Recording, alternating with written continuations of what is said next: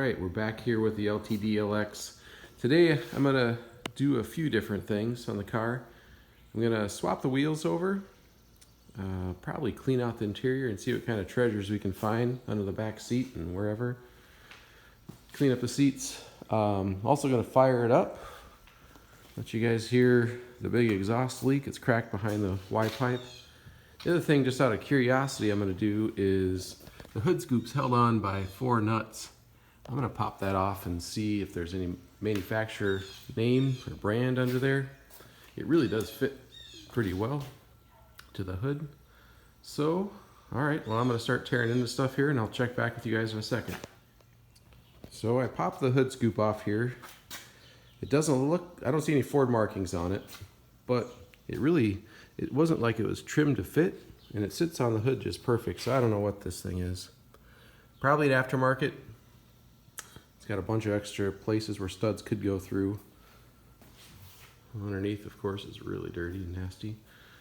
But we're going to put that back on, forget about that, and let's swap wheels next. Try to make this thing look a little bit better. I did do some research on these wheels. I was calling them Thunderbird wheels, but these were offered as an option on this car, so they're probably original to the car. But we're going to change them anyway. Alright, well, I got the first rim off, taking a look at what's going on under here. Doesn't look great, doesn't look too bad, I guess. So you got a leak there.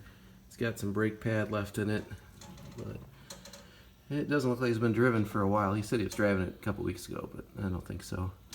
So here's my awesome pony wheels and tires. Unfortunately, these tires sat outside flat for several years on that other 84 coupe I had. I'm going to throw them on here. I know the tires are junk, but we can at least make ourselves feel better about getting some better looking rims on this thing. Alright, I'm going to keep moving. So I think the next thing we're going to do is full interior detail here. Yank out everything, yank out the rear seat, vacuum, see what treasures we find. Just kind of clean it up, make it a little less disgusting. I did start to pop the seat out. I haven't looked under there yet. I always like to look under the rear seats and see what sort of treasures we find. Let's see what we've got. See? Oh yeah, looks like there's been some mice in here. Got some change. Some Barbie shoes and a Lego or two. Okay, well, let's start yanking this apart and clean it up. Alright, I got everything vacuumed out. I'm gonna get the shampoo stuff going here in a second. I wanted to stop and show you something cool I found under the seats that I've never seen before.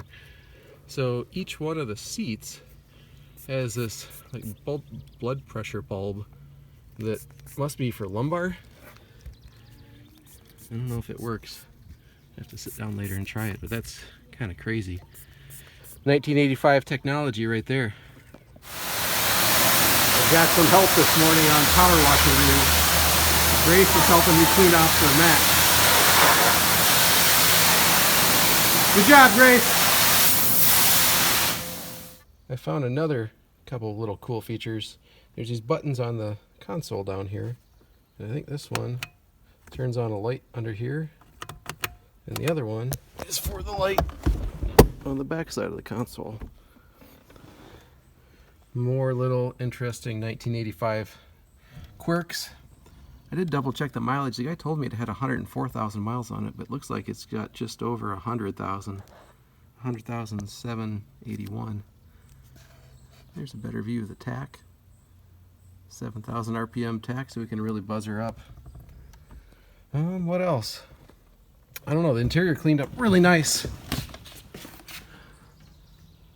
Got the carpets outside drying, or the floor mats outside drying. What do you guys think I should do with these rims? Does anybody want them? Otherwise, I think I'm going to pop the center caps off, take the tires off, and then go to the scrap yard. See if I can make 40 bucks or something off of them. Okay, let's see. Next step is going to be to do something with the alternator and the exhaust. So I'll do some troubleshooting on the alternator and then let you know what I find out. So I'm doing a little voltage drain test here on the battery. with everything off in the car, battery disconnected, it's pulling almost 5 amps. But if I disconnect the alternator, positive, go back on there, 0.6. Still not great, but way better. So, off to the parts store to get an alternator. Well, O'Reilly's didn't have an alternator, so I had to order one. Won't be here till Tuesday, so I thought I'd jack the car up and see what we've got going on with the exhaust. And it doesn't look good. I was hoping I could just weld this back together, but it's shot. Y pipe's got big holes there and over there.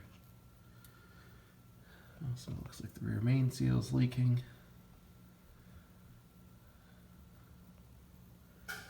There's a little bit of rust over there in the front of the floor pan, but not as bad as it could be.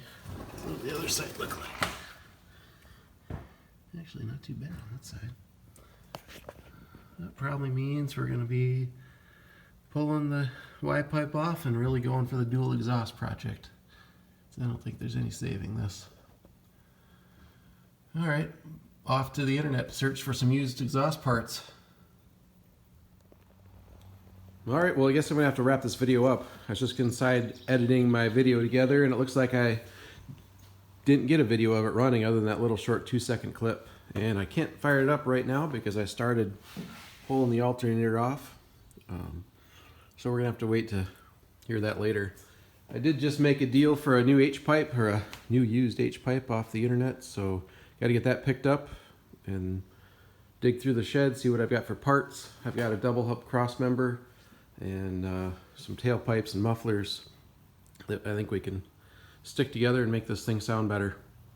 Alright, thanks for watching, guys. Go ahead, please subscribe.